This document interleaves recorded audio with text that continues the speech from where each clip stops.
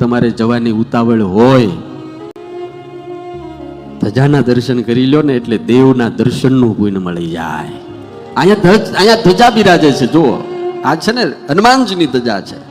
એમ પહેલાના રાજાઓના રથ ઉપર, પહેલાના રાજાઓના મહેલ ઉપર હવના ધ્વજદંડ રહેતા હતા.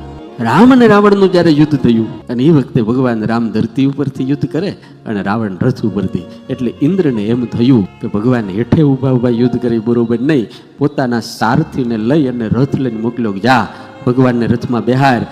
અને માલતી નામનો સારથી આવી અને ઠાકોરજીને રથમાં બેહાર્યા. ઓલો રાવણે ફર્સ્ટ વખત જ્યારે ભગવાનને રથમાં જોયા, ઝીણી આંખ કરીને જોયું કે આ રથ કોનો છે. ખબર પડી ગઈ આ રથ તો ઇન્દ્રનો છે. વારો પાડી દો ઇન્દ્રને, પેલા આની હારે લડી લો. પણ જ્યાં હનુમાનજી મહારાજે એવી કિલકલાટ કર્યો અને રાવણની નજર રથની ઉપર ધજા લઈને બેઠેલા વાંદર ઉપર ગઈ, એટલે તરત રાવણે એના સારથીને પૂછ્યું કે ધજા લઈને કોણ બેઠું છે? ઇनको તો કहीं દેખા હુઆ લગતા હૈ, દેખ ઓ હે કોણ?